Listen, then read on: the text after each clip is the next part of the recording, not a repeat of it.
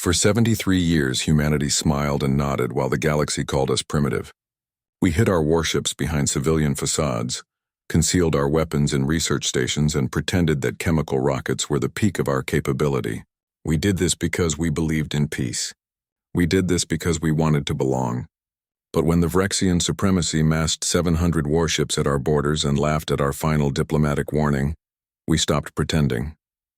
The galaxy wanted to see what humanity could do when pushed. They're about to find out why the most dangerous thing in the universe is a species that spent 10,000 years perfecting the art of killing itself and then decided to stop. The chamber floated in the void between stars, a construct of crystalline diplomacy and ancient protocol. Ambassador Chen Wei stood at the human podium, her hands gripping the edges as she surveyed the assembled representatives of 47 species. Some floated in specialized atmospheric bubbles. Others existed as patterns of light or electromagnetic fields.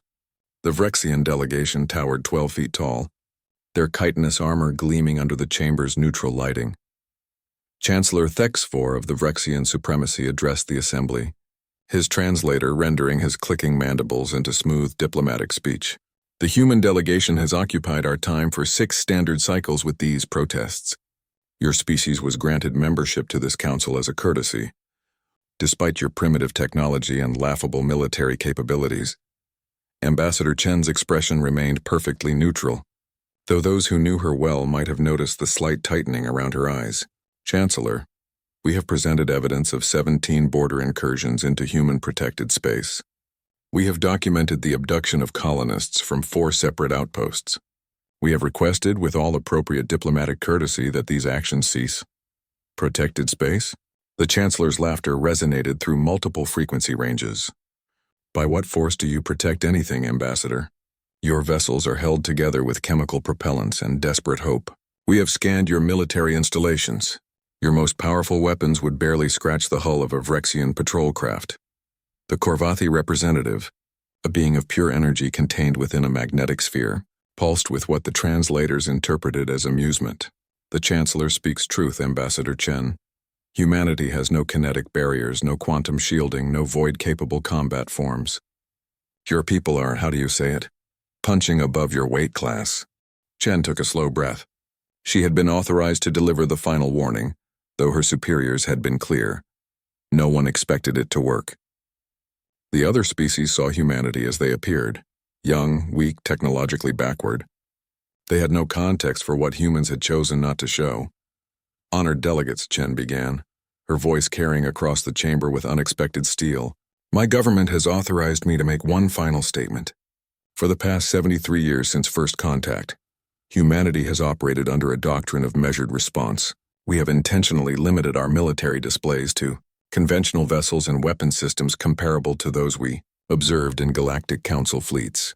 How generous of you to match our primitive capabilities, Thexfor sneered. We did this, Chen continued, ignoring the interruption, because we believed that joining the galactic community meant setting aside the full extent of our martial capabilities. We believed that diplomacy, trade, and cultural exchange would make such capabilities unnecessary. She paused, making eye contact with as many representatives as their varied biologies allowed. We were wrong. We have watched the Vrexian supremacy expand through intimidation and force. We have documented 17 lesser species absorbed into their empire, their populations enslaved or scattered. We have intercepted communications planning similar actions against the Delphini Free Colonies and the Saravian Federation. The chamber erupted in multiple languages and frequency ranges. The Saravian representative, a crystalline being that communicated through refracted light patterns, flashed urgent questions. The Delphini delegation's water tank rippled with agitation. Thexvor's voice cut through the chaos. Enough. These are internal supremacy matters. The species you mentioned fell because they were weak. That is the natural order. And now, little ambassador, you make accusations without proof and threats without capability. Chen reached into her formal jacket and withdrew a data crystal, placing it carefully on the podium's upload surface. This contains full documentation of Vrexian plans, including the targeting solutions for invasion forces, already being assembled at the border of human space. You intend to make us your 18th conquest, and if we do, Thexfor stepped forward, his massive form casting a shadow over the human podium. What will your fragile species do? Launch your chemical rockets at us? Fire your explosive projectiles against our shields? Ambassador Chen Wei straightened to her full height, barely 5.5 feet tall, dwarfed by nearly every being in the chamber. When she spoke, her voice was quiet, but it carried a weight that made even the Korvathi's energy field still. Chancellor Thexfor, honored delegates of the Galactic Council, I am authorized by the Unified Earth Government and the Solar Defense Command to deliver the following statement. Humanity has been holding back. Confused murmurs rippled through the assembly. The Korvathi pulsed with interrogative patterns. Holding back what exactly? Chen's expression never changed, but something in her eyes sent a primal shiver through the more perceptive delegates. Everything. The vessels you have observed are atmospheric transports with basic void modifications. The weapons systems you scanned are civilian-grade mining and construction equipment. The facilities you monitored are research stations and commercial hubs. Preposterous, Thexfor bellowed. We have comprehensive intelligence on your military installations. We know exactly. You know what we allowed you to see, Chen interrupted, her voice cutting through the Chancellor's bluster like a blade through silk. For 73 years we have maintained this diplomatic fiction.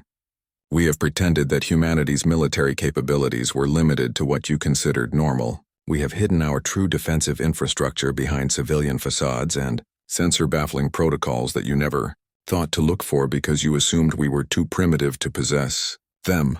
She touched another control on her podium. A hologram materialized above the chamber, a star map of human space. The Galactic Council has records of 47 human star systems, containing 62 colonies and outposts. This is accurate for our civilian populations. The map expanded. New markers appeared, hundreds of them. Stations, outposts, and installations that had never appeared on any galactic registry. We also have 114 classified military installations across 78 systems, ranging from forward observation posts to full fleet assembly yards. You never detected them because we designed them not to be detected. The chamber fell silent. Even the constant background hum of translator matrices seemed to quiet. This is impossible, the Korvathi representative finally pulsed. Your sensors detect what they were designed to detect, Chen said. Energy signatures from quantum drives, electromagnetic emissions from standard power cores, heat dispersion patterns from conventional shielding. Our military installations use none of these technologies. Thexvor's mandibles clicked rapidly, a sign of agitation in Vrexian physiology. You expect us to believe that humanity, the newest and most primitive member of this council, has developed technologies that evade our sensors? No, Chancellor. Chen's smile was razor thin. We don't expect you to believe anything. We're simply informing you that the diplomatic phase of this encounter is now concluded. She touched her podium one final time. I am transmitting to all council members the full specifications of what we call the Sol protocols, the rules of engagement humanity has operated under since joining the galactic community. These protocols required us to match our apparent capabilities to those we observed in council fleets, to avoid provocative displays of force, and to resolve all conflicts through diplomatic channels. The data flowed across the chamber's networks, page after page of restrictions, limitations, and carefully maintained deceptions. The assembled delegates began to comprehend the scope of what they were reading. As of this moment, Chen continued, the Sol protocols are revoked. All human military assets are authorized to operate without restriction. All classified technologies are cleared for deployment. All defensive doctrines are now active. You're declaring war? The Delphini representative's translator carried a note of panic. No, Chen said firmly. We are declaring honesty. The Vrexian supremacy has massed invasion forces at our borders. They have ignored every diplomatic protest, every economic sanction, every peaceful attempt at resolution. They have made their intentions clear. We are simply no longer pretending to be something we're not. Thexvor's massive form seemed to swell with rage. This is meaningless posturing. You cannot bluff your way out of... The Chancellor's words died as every sensor array in the chamber suddenly shrieked with proximity alerts.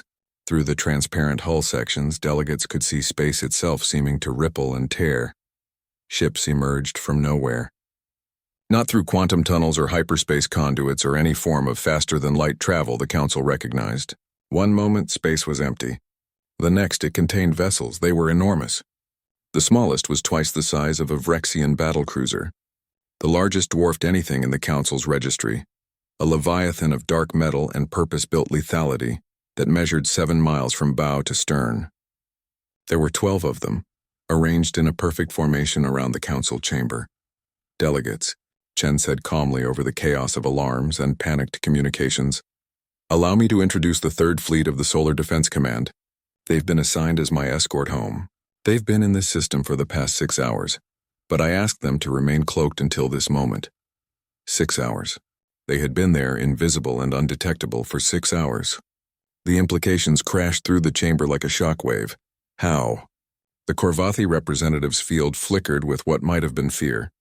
Humanity developed stealth technology during our wars with each other. Chen explained, her tone almost conversational.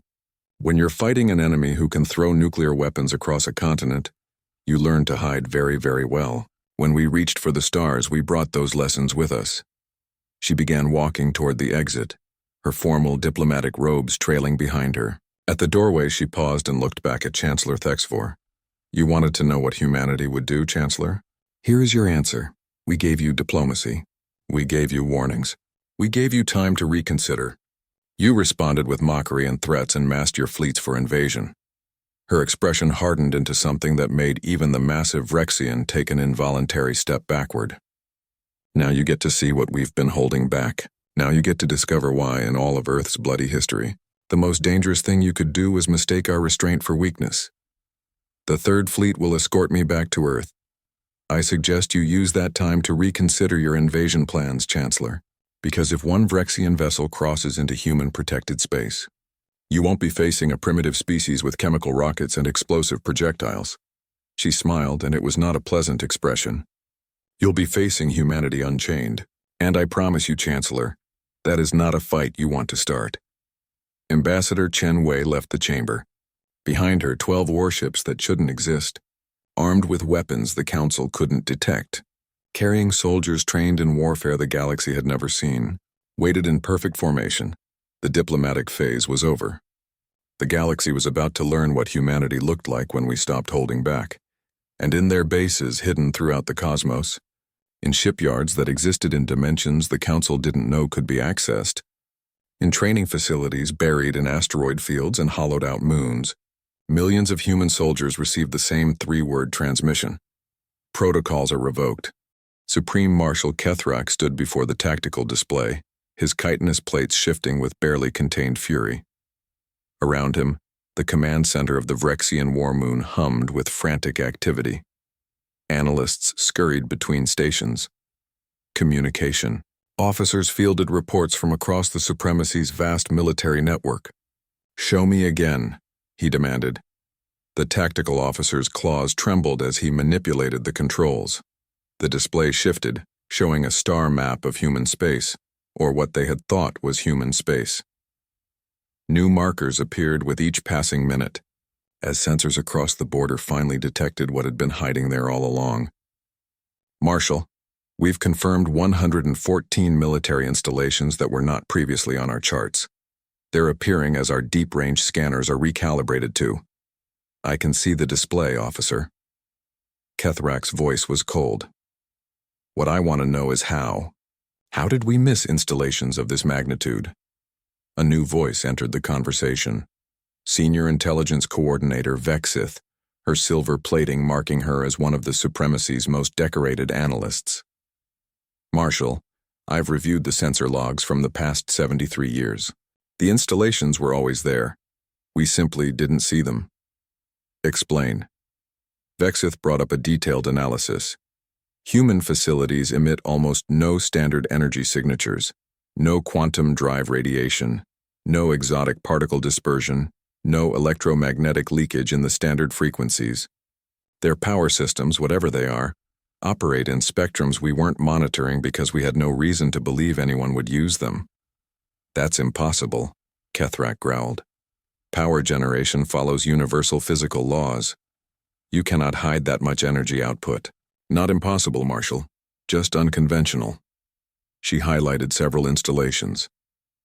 Preliminary analysis suggests they're using controlled fusion reactions, but not in any configuration we recognize. The energy is contained and channeled through systems that produce minimal external signature. It's inefficient by council standards, but highly effective for stealth purposes. Another officer interrupted. Marshal, we're receiving priority communications from Fleet Admiral Torexon. The first invasion fleet has reached the jump point into human space. Keithrak's mandibles clicked with satisfaction. Finally, some good news. Are they proceeding with the attack? The officer's expression suggested otherwise. Marshal, the Admiral is requesting clarification of standing orders. Clarification? His orders were explicit. Cross the border and establish dominance in the first 3 human systems. What requires clarification? The tactical display shifted again, now showing real-time feeds from the first invasion fleet. Keithrak had personally overseen the assembly of this armada, 200 capital ships, 500 support vessels, 3 full warrior cohorts. Enough firepower to reduce a dozen planets to molten slag. But the officers monitoring those ships were looking at something else. Their sensors were picking up new contacts. Human contacts. Sir, the tactical officer said quietly. The humans are responding. Space around the Vrexian fleet lit up as human vessels emerged from whatever stealth technology had hidden them. Not 12 ships this time, not dozens, hundreds. They appeared from every direction, above, below, and from all sides in the 3-dimensional battlefield of space. The tactical computer struggled to count and classify them. Destroyer-class vessels, cruisers, carriers, and battleships, massive angular constructs of dark alloy and barely contained violence. Fleet Admiral Torexon's face appeared on the communication screen, his usual confidence nowhere in evidence. Marshal, I am transmitting full tactical data. The humans have deployed an estimated 540 combat vessels to intercept our advance. This is more than quadruple their recognized military capacity. Then their intelligence was wrong, Keithrak snapped. You still maintain numerical parity. Execute the attack plan. Marshal, Torexon hesitated.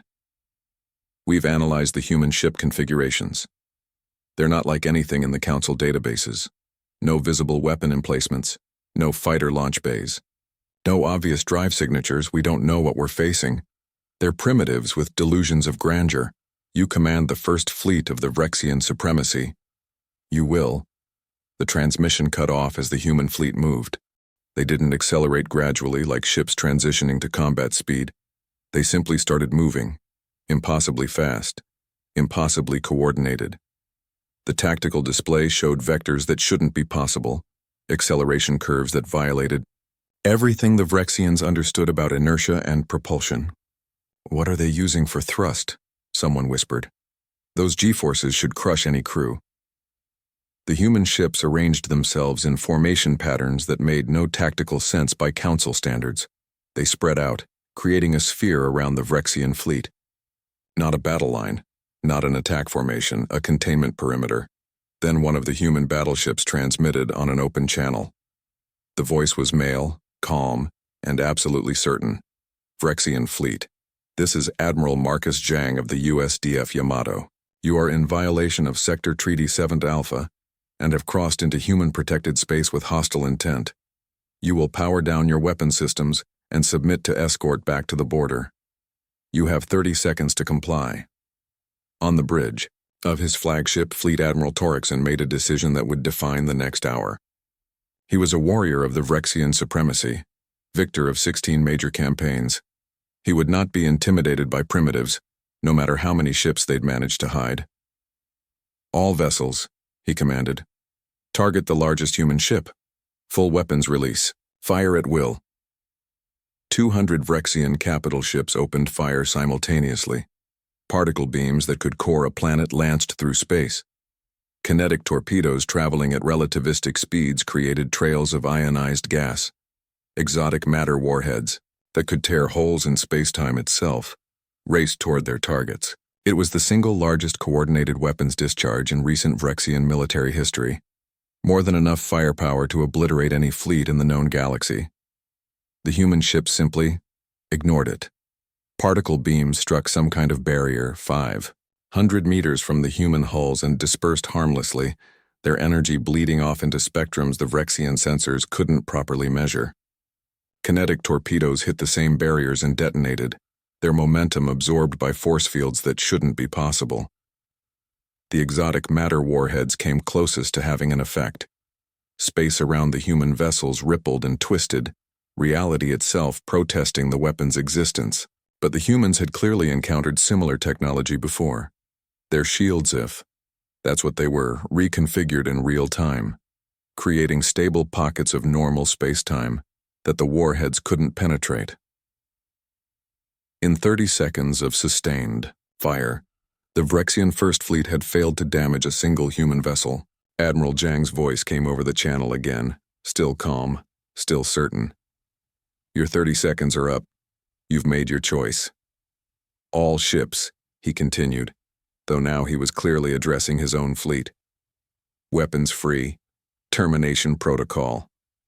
Let's show them what we've been holding back. The human ships opened fire. What emerged from those dark hulls bore no resemblance to any weapon system in the Galactic Council's extensive military databases. There were no visible beam emitters, no missile tubes, no obvious points of origin for the attacks. Instead, space around the Vrexian ships simply changed. The first Vrexian battlecruiser, the inevitable Conquest, found its shields suddenly failing as something passed through them as if they didn't exist. The ship's hull began to come apart at the molecular level, its atomic bonds dissolved by technology that operated on quantum principles the Vrexians had never imagined could be weaponized. The vessel disintegrated in less than 10 seconds, its 2,000 crew members having just enough time to realize they were dying before their bodies followed their ship into dissolution. 12 more Vrexian capital ships died in the next minute. Not exploded, not breached, dissolved, unmade, reduced to their component atoms by weapons that didn't just destroy matter. They convinced matter it had no reason to remain coherent. Evasive maneuvers, Torexan screamed. All vessels scatter formation. We need. Another weapon system activated. This one the Vrexians could at least perceive, even if they couldn't understand it. Lances of coherent energy, not plasma, not lasers, not particle beams, but something that existed in multiple dimensions simultaneously, connected human destroyers to Vrexian frigates. Where they struck, they didn't just penetrate, they cascaded. One beam would hit a ship, and the energy would somehow propagate through the vessel's entire structure, overloading every system simultaneously. Shields failed, power cores went critical, life support vanished. Ships went from combat-ready to derelict in heartbeats. They're not destroying us, Vexith whispered from her station at Vrexian High Command, watching the battle unfold through tactical feeds. They're dissecting us. These are precision strikes designed to disable with minimal effort. She was right. The human weapons weren't the brutal, overwhelming firepower typical of galactic warfare. They were surgical, efficient. Each shot calculated for maximum effect with minimum energy expenditure. This was the work of a species that had spent millennia refining the art of killing their own kind with limited resources. When you fought wars on a single planet for 10,000 years, you learned to make every shot count. The Vrexian fleet's numerical advantage evaporated in minutes. One by one, capital ships went dark. Support vessels tried to flee, only to find that the human sphere formation had been designed to prevent exactly that. Any ship that tried to break away found itself facing half a dozen human destroyers that materialized from apparently empty space. More stealth ships. The Vrexians realized with growing horror that they had no idea how many vessels they were really facing. The 540 ships they'd counted might only be the ones the humans had chosen to make visible. Fleet. Admiral Torexan found himself alone on a bridge where half the crew had been evacuated. 2 escape pods and the other half was frantically trying to keep critical systems online. Marshal. He transmitted back to High Command, his voice hollow, requesting permission to surrender the fleet. The words hung in the air like a death sentence.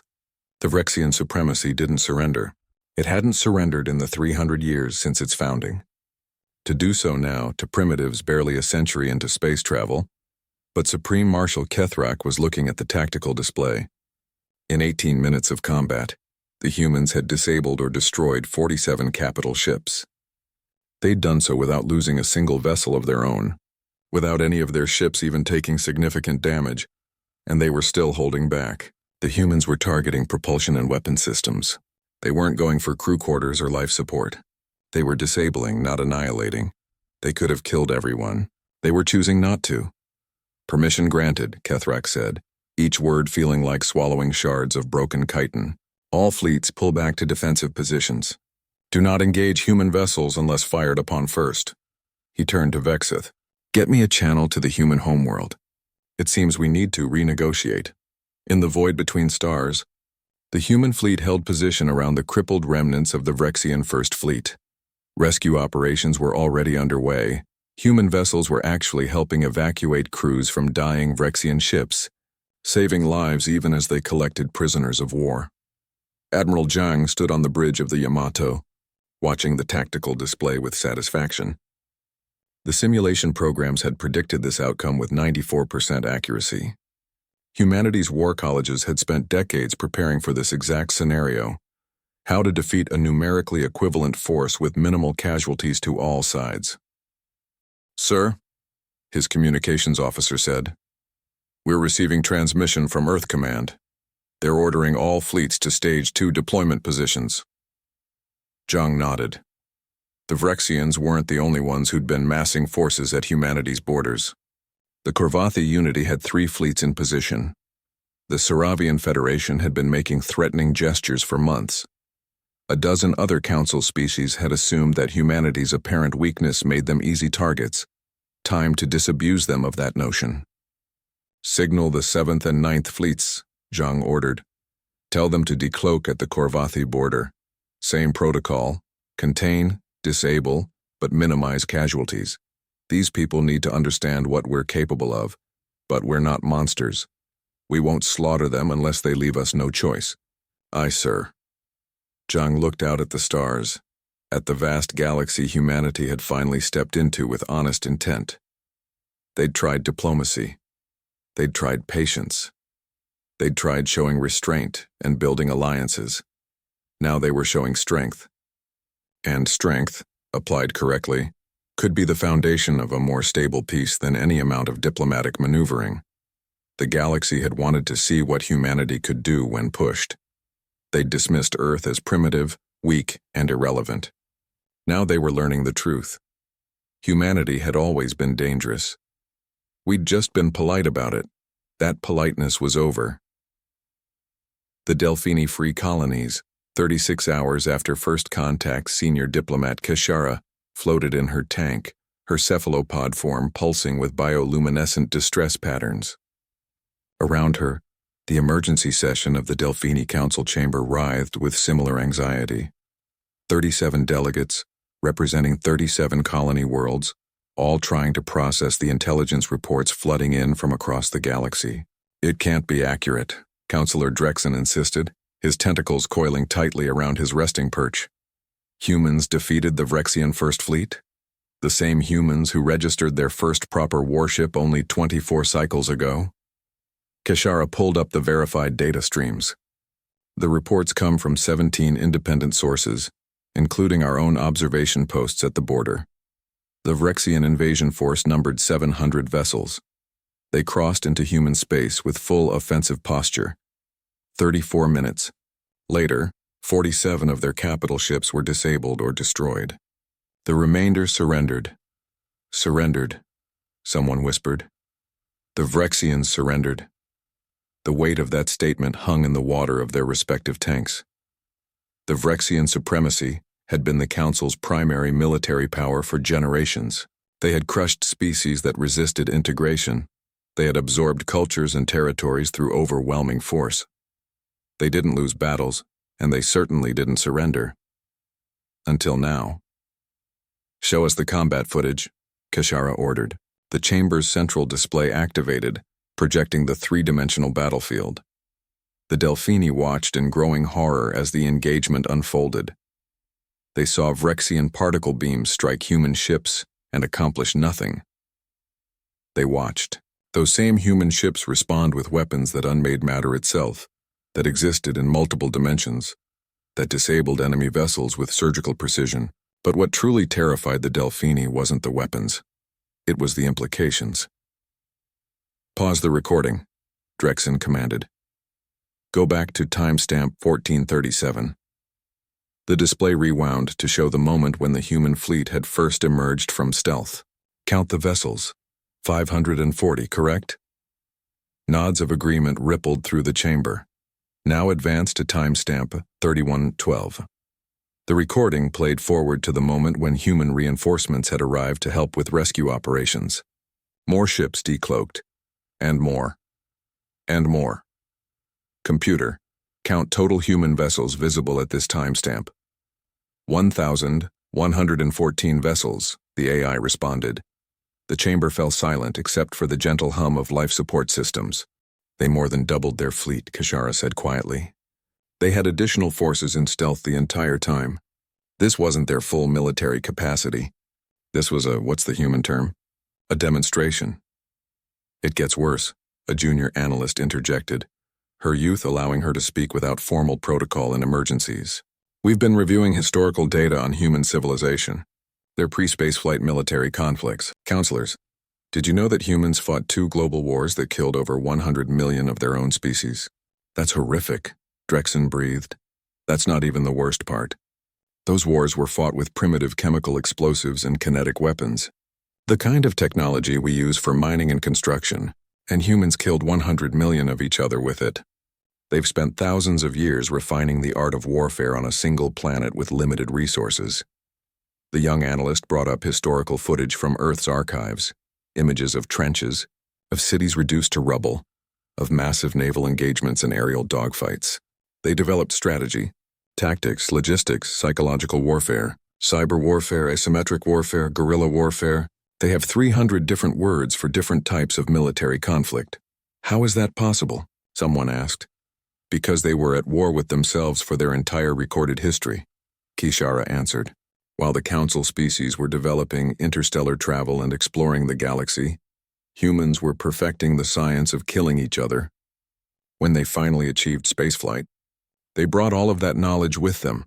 She pulled up another display, this time showing the human military installations that had been hidden throughout their space. The Sol protocols. 73 years of deliberately appearing weak and primitive. They hid their true capabilities behind civilian facades and sensor-baffling technology. They let us believe they were no threat. Why? Drexen demanded. Why go to such lengths? Because they wanted to join the galactic community peacefully, Kishara said. According to the historical data, humanity nearly destroyed itself with nuclear weapons before they achieved spaceflight. They decided that when they met other species, they would lead with diplomacy, not intimidation. The Sol protocols were a conscious choice to appear non-threatening while they learned about us. And now the Vrexians forced their hand. The protocols are revoked. We're seeing what humanity looks like without restraints. Another counselor spoke up, his bioluminescence flickering with anxiety. We have reports from other fronts. The Korvathi Unity attempted to expand into disputed territory near human space. 3 of their fleets are currently disabled. The Saravian Federation mobilized forces toward human mining operations. Those forces are now under escort back to Saravian space by human warships. How many human fleets are deployed? Drexen asked. We've confirmed visual contact with 9 separate human fleet groups. Each consists of 50 to 200 capital ships. But given their stealth capabilities, Kishara trailed off. We have no way of knowing how many ships they actually have. The implications crashed through the chamber like a tidal wave. Humanity had been a minor council member, barely worthy of notice. Now they'd revealed themselves to be potentially the most powerful military force in known space. What do they want? Someone asked. Are they going to start conquering like the Vrexians did? Kishara pulled up the communications from human command. That's the strange part. They're not making territorial demands. They're not threatening other species. They're simply enforcing the borders they claimed 73 years ago, and making it clear that those borders will be respected. What about the Vrexian prisoners, being treated in accordance with council conventions on warfare? The humans are actually providing medical care to injured Vrexians and have already begun repatriating non-combatants. Drexen's tentacles unknotted slightly, so they're not barbarians despite their capabilities. No, Kishara agreed. But they're not to be trifled with either. The message is clear. Humanity tried diplomacy for 73 years. It didn't work. Now they're showing us what happens when you mistake restraint for weakness. What should our response be? Keshara considered carefully. The Delphini free colonies had always prided themselves on being practical. They valued survival and prosperity over pride or military glory. The choice seemed obvious. I recommend we formally recognize all human territorial claims, offer a mutual defense pact, and open new trade negotiations. We also recommend that we not, under any circumstances, give them a reason to demonstrate their capabilities against us. The vote was unanimous. Korvathi Unity Central Processing Node. The Korvathi experienced reality differently than biological species. Existing as patterns of electromagnetic energy, they processed information at speeds that made biological thought seem glacial. The Unity's central consciousness had already analyzed the human conflict from 17 different strategic frameworks, projected 8,000 possible future scenarios, and reached a conclusion that troubled its quantum matrices. Humans were dangerous not because of their technology, but because of their psychology. The Unity had accessed human cultural databases, the literature, history, and philosophy that humanity had freely shared with the Council. Hidden within those innocent-seeming data streams was a truth that the biological species had missed. Humans were persistence predators on their evolutionary world. They didn't kill prey through speed or strength. They killed through relentless pursuit. They would chase prey for days, weeks if necessary, never stopping, never giving up, until their target literally died from exhaustion. This trait had translated into their civilization. Human history was filled with examples of their species facing overwhelming odds and simply refusing to quit. Cities besieged for years, resistance movements that fought for generations, scientific problems pursued for decades until solved. When humans committed to something, they didn't stop. Ever. The Unity had made calculations. If humanity decided the Korvathi posed a threat, they wouldn't just defeat the Unity's fleets. They would pursue the conflict until the Korvathi either surrendered completely or ceased to exist. There would be no negotiated peace, no compromise, no face-saving diplomatic solution. Humanity would keep coming, forever if necessary. This was not a species the Unity wanted as an enemy. The decision propagated through the collective consciousness in nanoseconds. The Korvathi Unity would immediately cease all aggressive posturing toward human space. They would recognize human borders. They would open diplomatic channels and begin trade negotiations. And they would very carefully avoid giving humans any reason to add the Korvathi to their list of persistence-hunting targets. Vrexian High Command. 48 hours after the battle, Supreme Marshal Kethrak stood before the Council of Marshals, his chitinous armor scarred from decades of warfare. Around him, the greatest military minds of the Vrexian supremacy grappled with a reality none of them had prepared for: defeat. The humans have transmitted terms, he announced. They're surprisingly lenient. The gathered marshals clicked with surprise. Lenient? After humiliating the supremacy's first fleet? They want formal recognition of their territorial claims, which we were already violating. They want reparations for the colonies we raided, which is standard council protocol anyway. They want a non-aggression pact and the establishment of a demilitarized zone along our mutual border. That's all? Marshal Vexith asked, disbelief evident in her voice modulation. They could demand tribute. They could seize territory. They have the military advantage. That's all, Kethrak confirmed. I had our diplomatic corps analyze the terms 17 times. There are no hidden clauses, no impossible demands, no humiliating concessions. They want exactly what they asked for diplomatically 73 years ago. Why? Kethrak pulled up a human communication that had been sent directly to him, personally. This is from Admiral Marcus Zhang, the human who commanded during the battle. I'll read the relevant portion. Marshal Kethrak, we did not reveal our capabilities to start a war. We revealed them to end the threat of war. Humanity has no interest in conquest or empire. We have every interest in secure borders and peaceful coexistence. We hope that this demonstration has made our position clear. He paused, letting the words sink in. They're offering us a way out, a way to end this without further bloodshed or loss of honor. They're not demanding we grovel. They're just demanding we respect their space.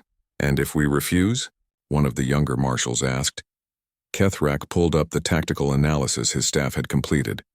Then we fight a war we cannot win.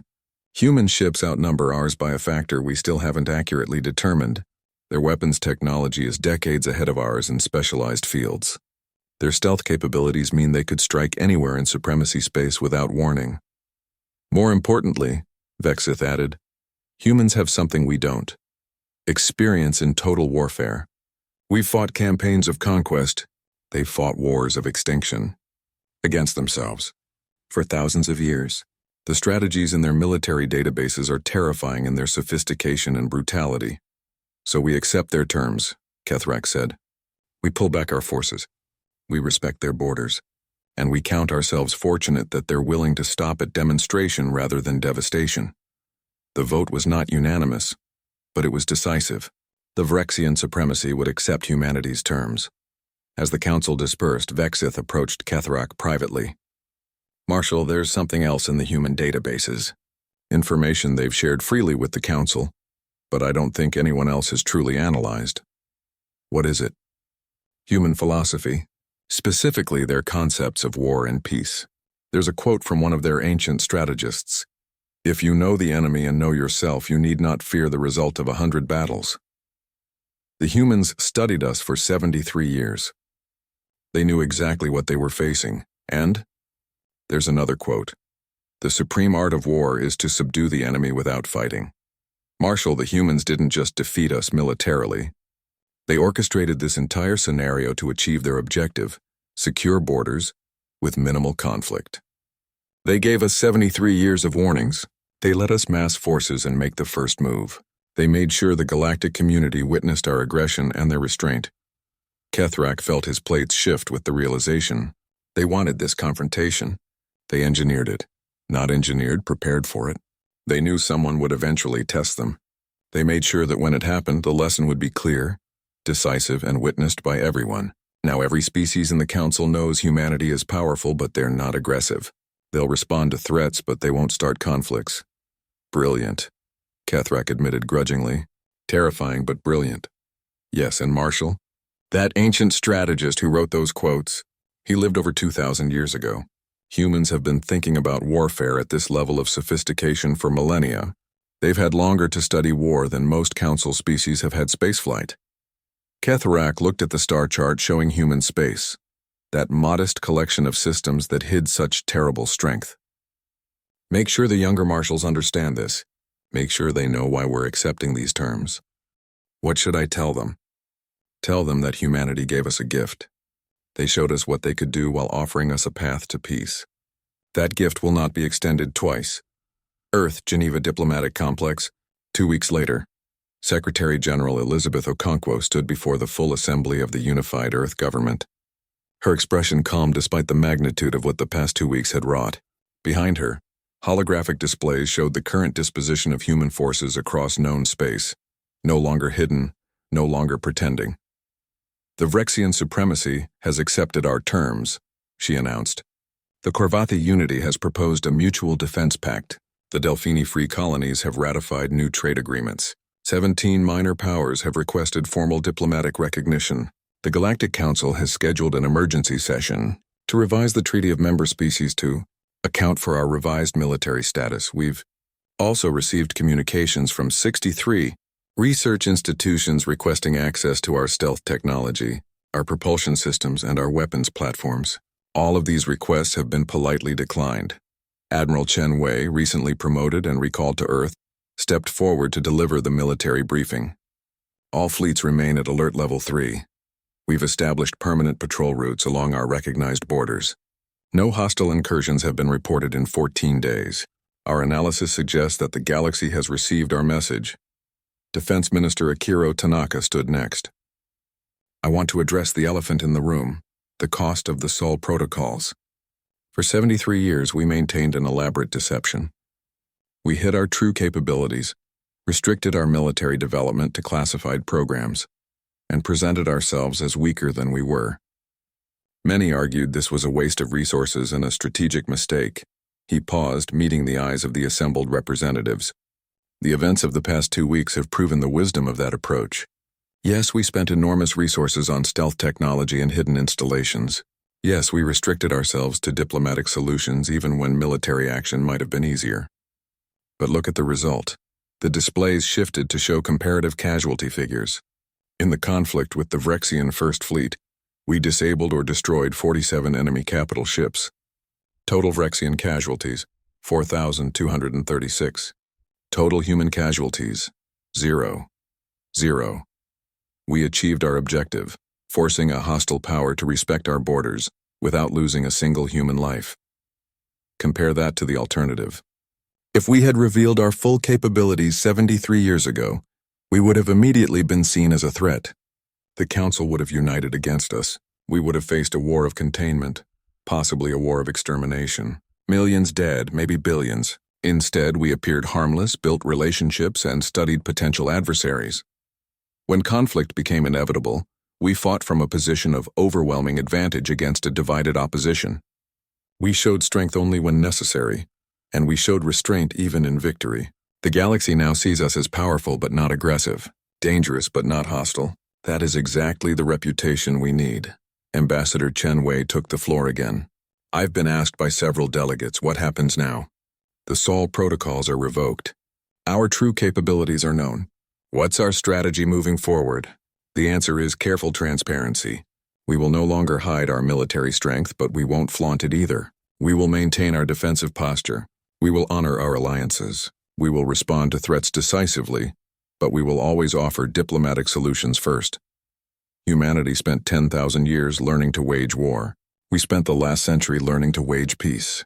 Both skill sets are necessary in a galaxy that doesn't always respect diplomacy alone. She pulled up a new display, this one showing humanity's long-term strategic objectives. The Galactic Council is flawed. It favored powerful species like the Vrexians and marginalized weaker civilizations. We're going to change that. Not through conquest or intimidation, but through example and alliance. We're already in talks with the Delphini, the Seravians, and a dozen minor powers to form what we're calling the Mutual Defense Coalition. Any species that joins pledges to respect member borders, engage in peaceful trade, and come to each other's defense against aggression.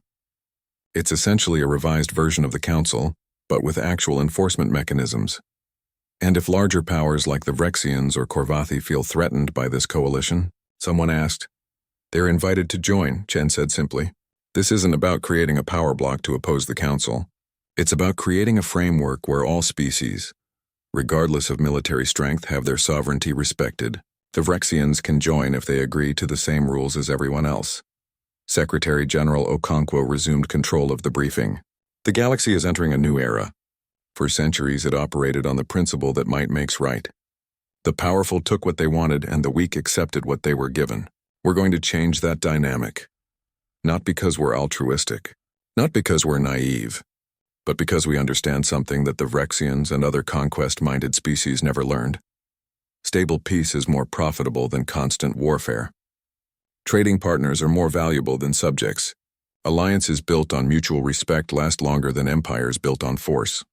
Humanity didn't come to the stars to build an empire.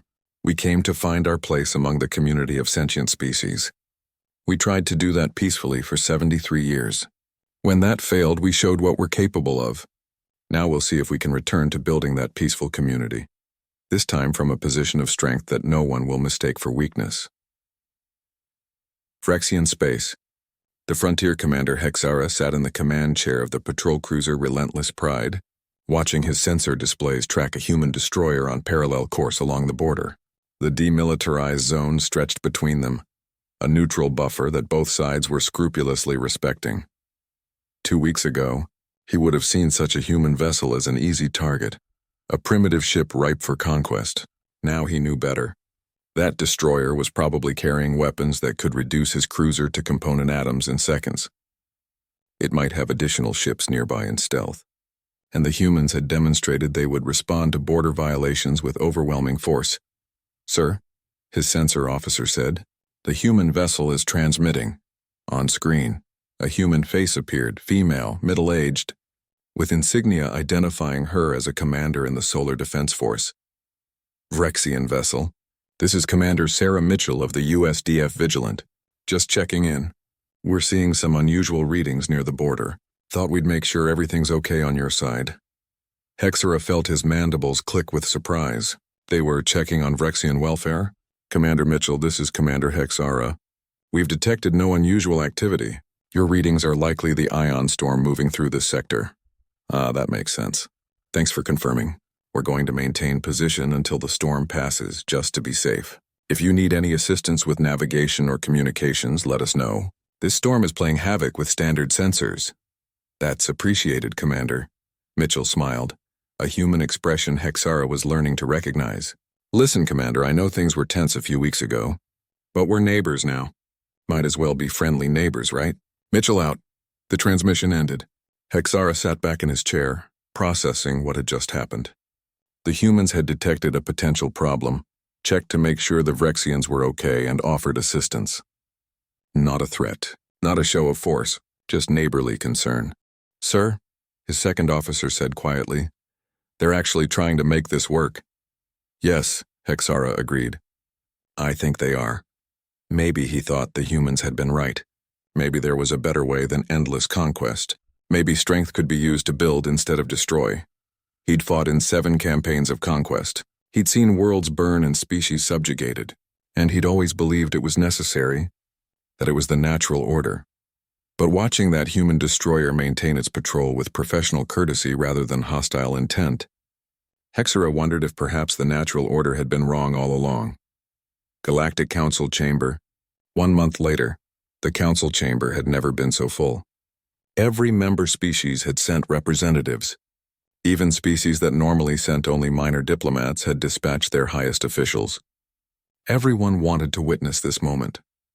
Ambassador Chen Wei stood once again at the human podium, but the atmosphere was entirely different from her last appearance.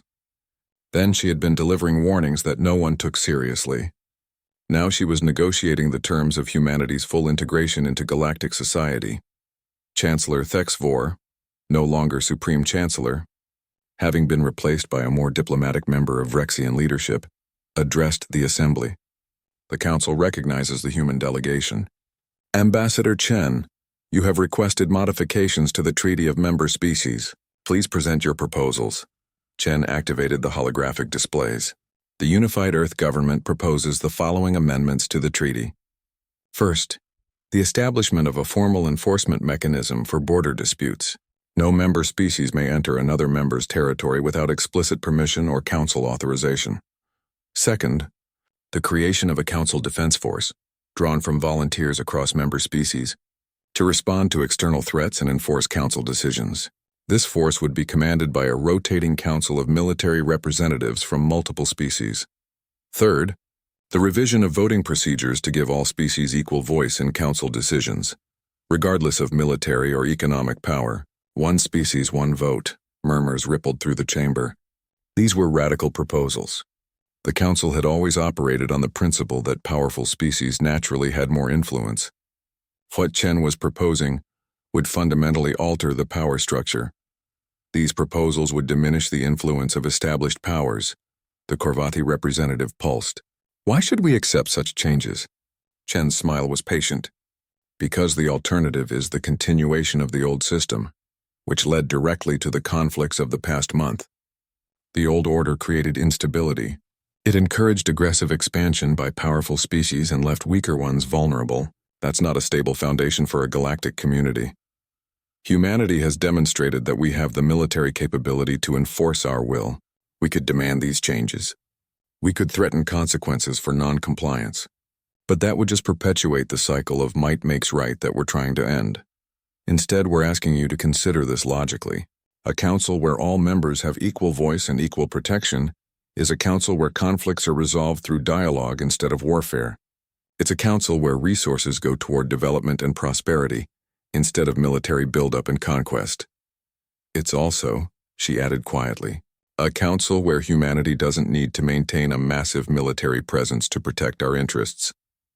We'd much rather spend those resources on exploration, research, and trade, but we'll maintain our current force posture as long as we feel it's necessary for our security. The implicit message was clear.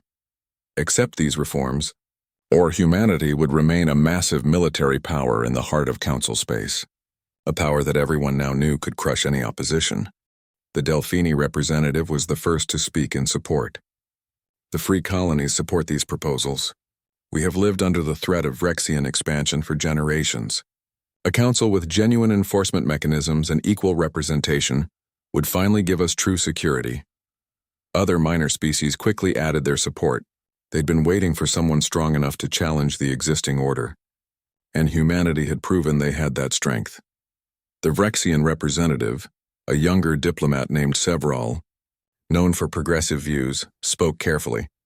The supremacy recognizes that the old order failed. It led us into a conflict we could not win, against a species we had grossly underestimated. We are willing to consider these reforms, provided they include provisions for existing territorial claims and a transition period for military restructuring. Chen nodded. Absolutely. We're not proposing overnight revolution. These changes would be phased in over 5 standard years. Existing territorial claims would be grandfathered in, though future expansion would require council approval. And the council defense force would start small, with a clear charter and oversight. The Korvathi representative pulsed thoughtful patterns.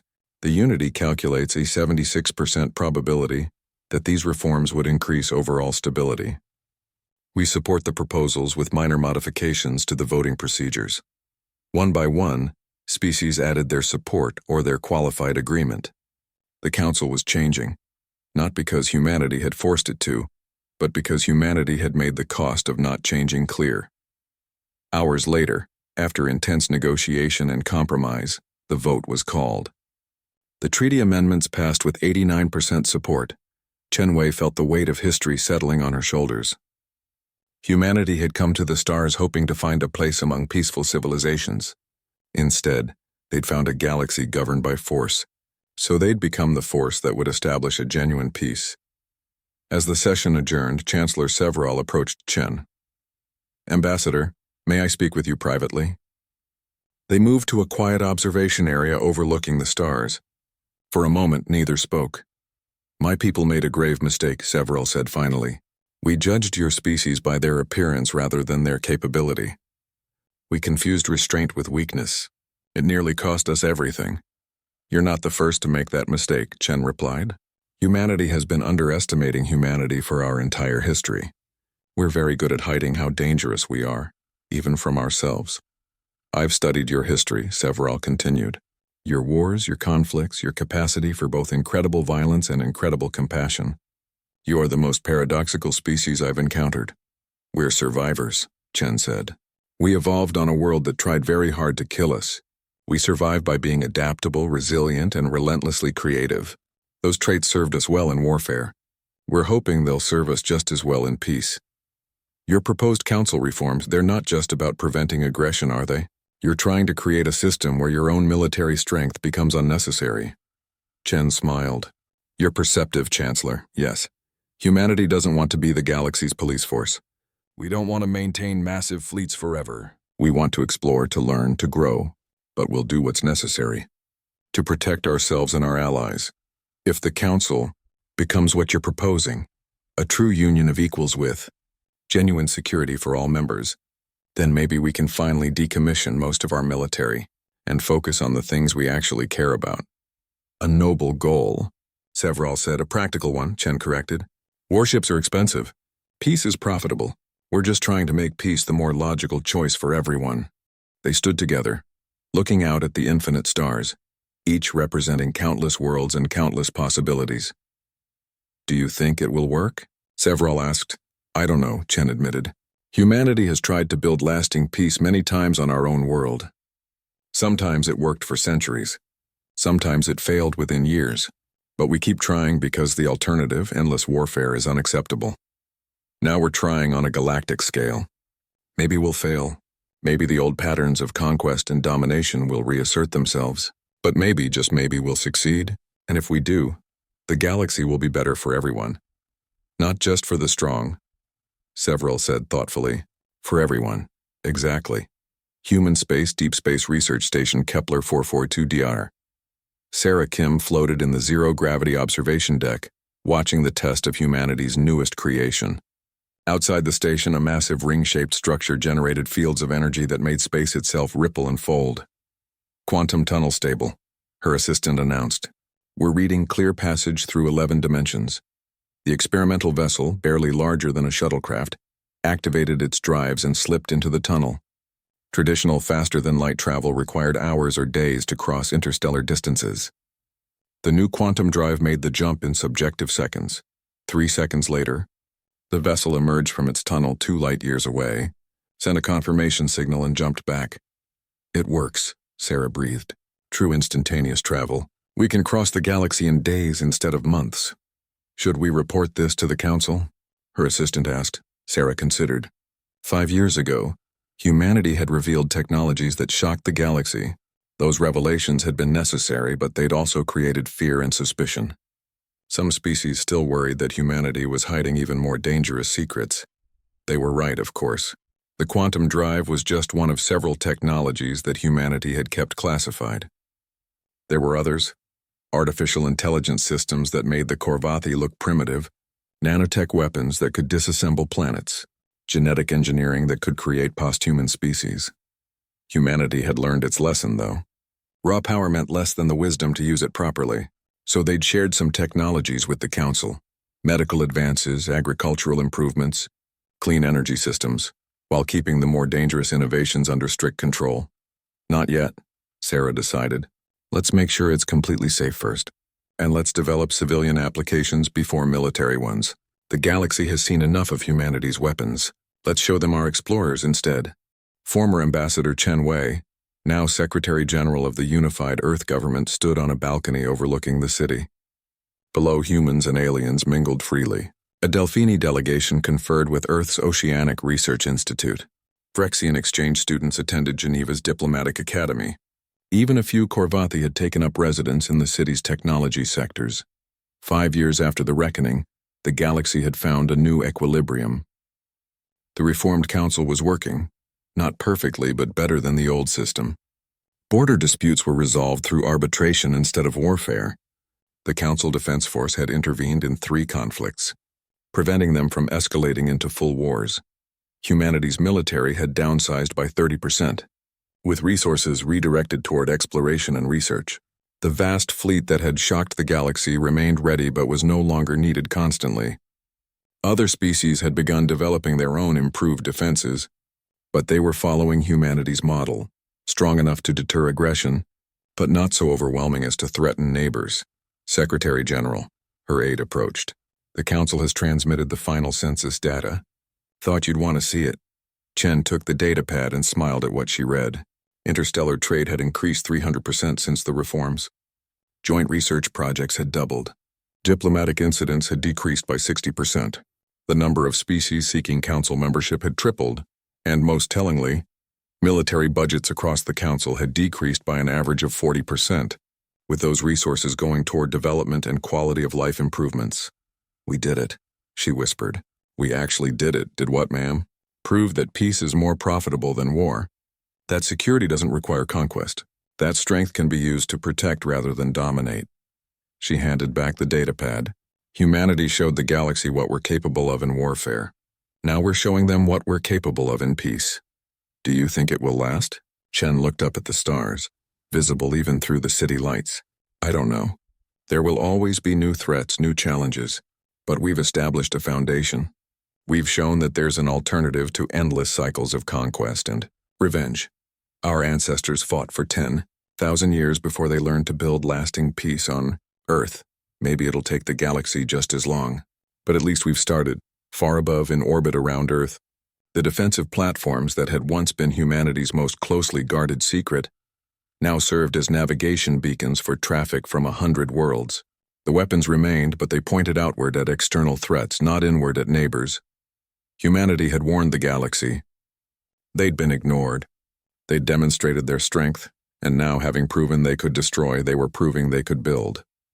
The reckoning had come and gone. What followed was something more challenging, more rewarding, and ultimately more important than any military victory. The hard, patient work of turning former enemies into friends, and strength into security for all. Humanity had finally found its place among the stars, not as conquerors, but as the species that learned that true strength lay not in the ability to make war, but in the wisdom to choose peace.